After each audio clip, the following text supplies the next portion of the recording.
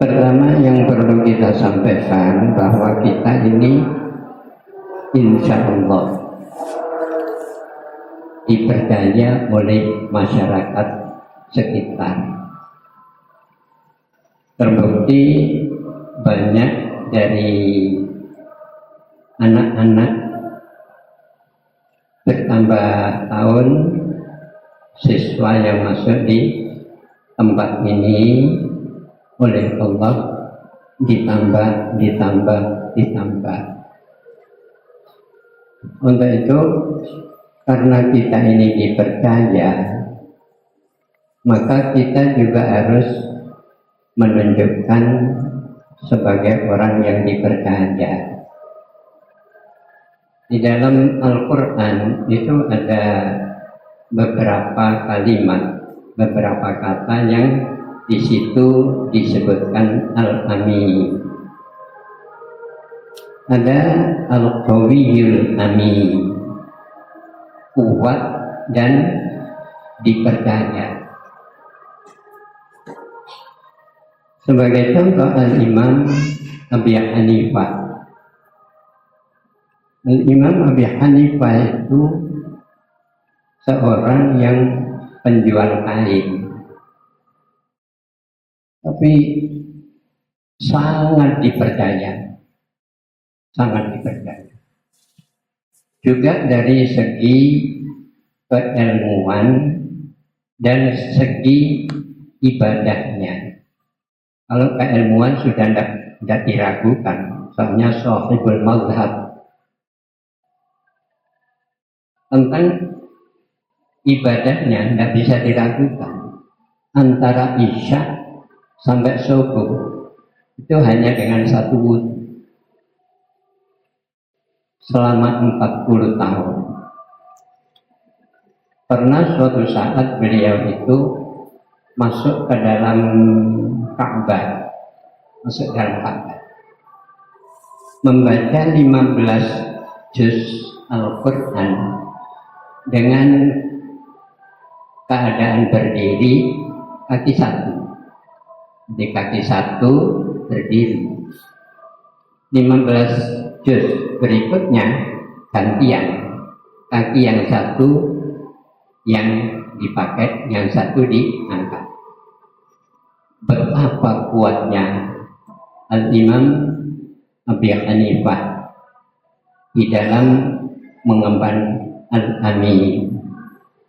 Keilmuannya, terus dalam segi ubudiyahnya, juga dalam segi kehidupannya al-hayawiyah. Itu Al-Imam Abi Hanifah, dan masih banyak ulama-ulama besar yang memiliki kapasitas seperti Al-Imam Abi Hanifah yang merupakan guru daripada Al-Imam Asy-Syafi'i. Tapi beliau sangat merendahkan. Pernah suatu saat beliau jalan-jalan kemalaman sampai di sebuah masjid, bermalam di masjid itu. Tapi akhirnya oleh orang sekitar diusir. Apa ini tidur di sini melungker? Ya nggak marah beliau, meskipun beliau sahibul mazhab. Makanya meneruskan perjalanan ketemu dengan salah seseorang. Kamu ini dari mana? Dari daerah sana. Terus orang ini tadi cerita kepada Imam Abi Hanifah, Pak, aku ini semua sudah dikabulkan oleh Allah. Minta segala-gala itu sudah dikabulkan oleh Allah. Cuma satu aku itu yang belum dikabulkan oleh Allah. Apa kata Imam Abu Hanifah? Dia tidak ngerti kalau ini Imam Abu Hanifah. Itu saya ingin bisa ketemu sama Imam Abu Hanifah. Orangnya itu katanya alim, katanya pokoknya. Akhirnya apa kata Imam Abi Hanifah? Masya Allah, aku kesasar sampai di tempat ini gara-gara doanya orang ini. Gara-gara doanya orang ini. Orang ini kalau doa hanya kepingin ketemu sama Imam Ali. Dalam hati kecilnya terus begitu, terus begitu. Akhirnya Allah mempertemukan antara dia sama Al-Imam Abi Hanifah. Yang kedua, kalau tadi Al-Qawiyul Amin, yang kedua yaitu Nasihun Amin. Itu kalau nggak salah di surat apa saya? Ini orang paling nggak hafalan saya.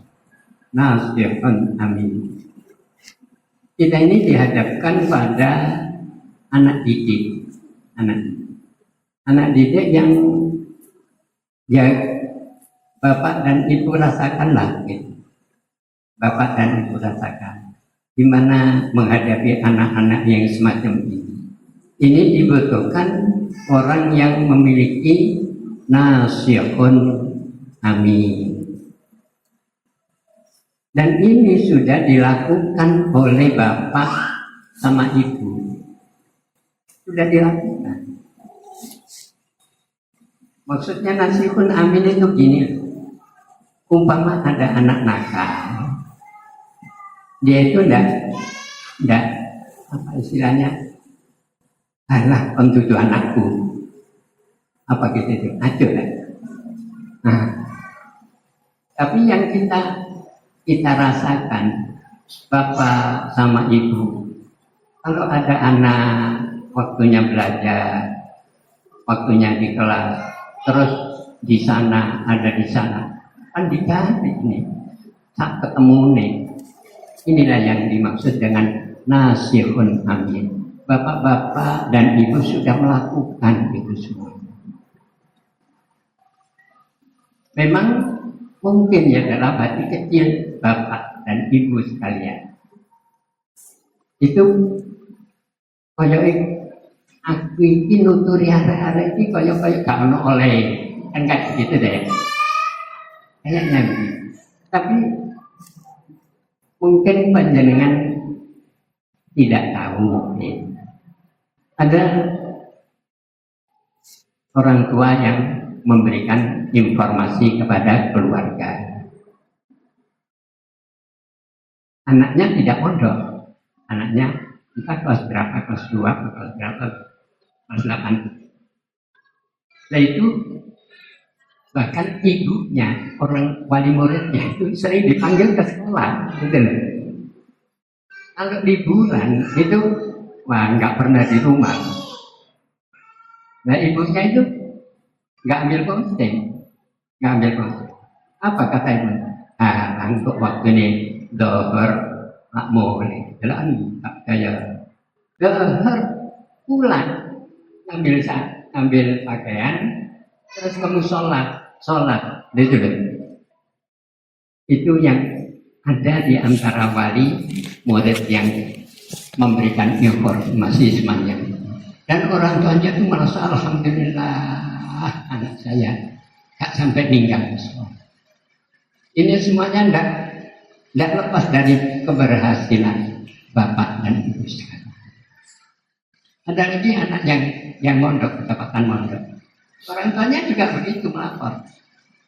Mi, yuk kula, alhamdulillah, sembanyak ngaji nih, alhamdulillah.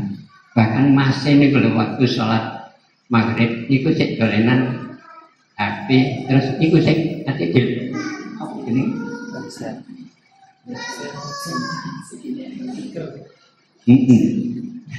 Saya tidak tahu namanya. Itu terus ditegur sama adiknya, Mas.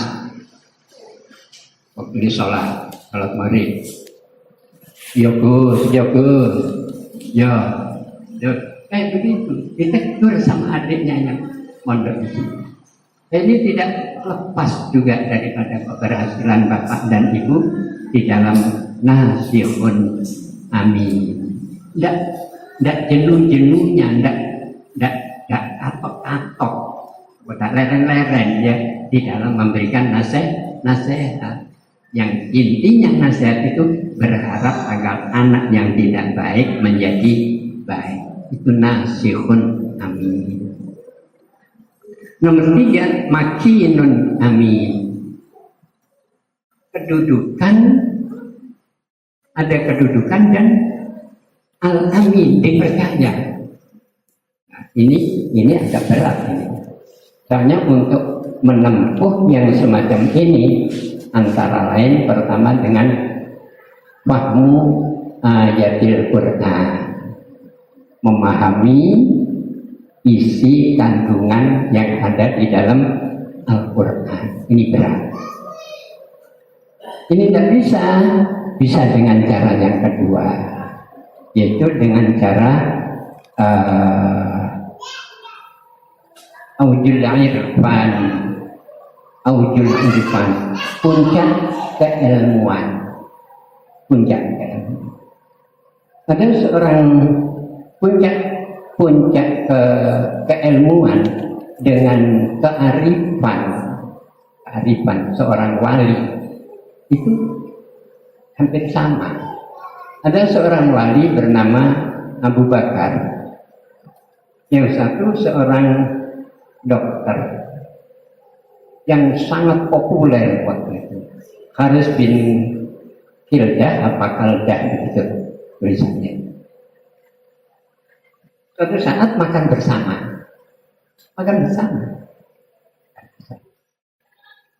Setelah makan bersama, mungkin yang dimakan itu lauknya itu daging, entah daging unta, entah daging apa.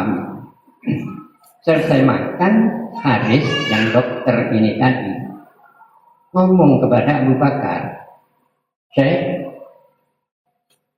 kita nanti akan mati, kita nanti dalam jarak 1 tahun akan mati. Yang mengatakan itu dokter, bukan wali itu, bukan.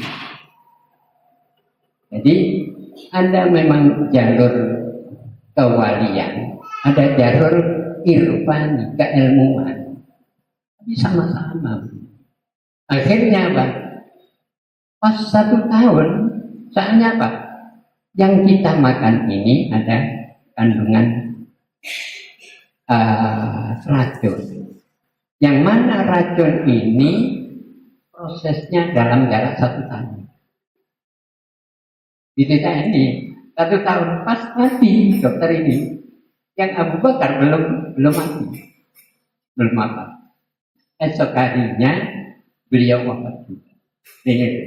Jadi ada sesuatu kedudukan di sisi Allah itu yang melalui jalur-jalur tertentu. Ada juga yang ketiga, yang terakhir ini jalur riyadhah. Riyadhah itu kalau orang ini bilang tirakat. Ada jalur tirakat. Kalau Rasulullah nggak pakai tirakat kalau Kanjeng Nabi. Sayyidina Ali suatu saat itu diminta oleh Kanjeng Nabi, Ali, sampean tak jaluk jadi hakim. Apa kata Sayyidina Ali? Boten Kanjeng Nabi mungkin ini mboten punya kemampuan di bidang hukum. Tetap tidak mau. Akhirnya apa? Kanjeng Nabi mendekati Sayyidina Ali, sininya dipegang. Sininya dipegang. Nabi berdoa, Allahumma hdi qalbah wasabbit lisan. Ya Allah, berikan hidayah hatinya dan tetapkan lisan. Akhirnya beliau sanggup dan diberikan oleh Allah kemampuan untuk menjadi seorang hakim. Juga Ibnu Abbas yang ketika itu masih kecil, masih umur kurang dari 10 tahun. Tapi dia ini apa ya? Kalau ada nabi kemana saja itu mesti diikuti sampai ke kamar mandi, diikuti sambil membawakan air. Dan Nabi melihat anak yang semacam ini dipegang, dirangkul sama Nabi.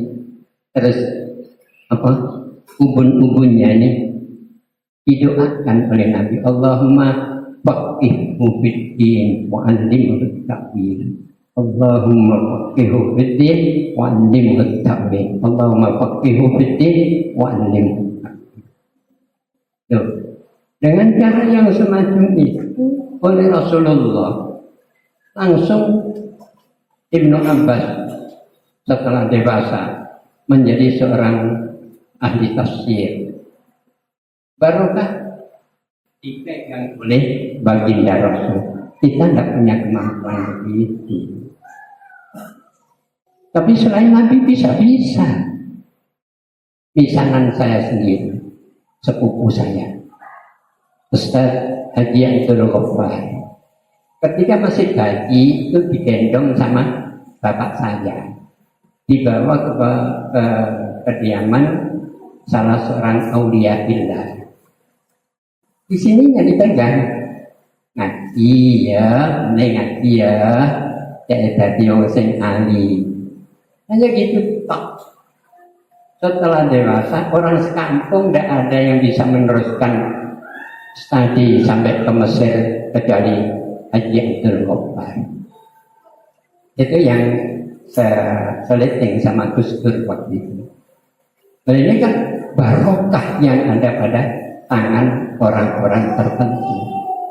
Kita dalam upaya riyadhah kita itu apa? Pagi anak-anak diajak untuk, jadi riyadhah itu tidak harus poso petangkul dino motin, tidak begitu. Rikoh yang dilakukan terus menerus.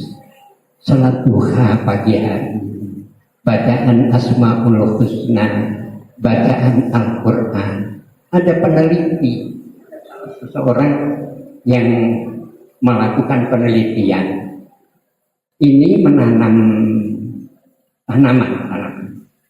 Yang satu disetelkan kaset Al-Quran, yang satu disetelkan kaset musik jazz,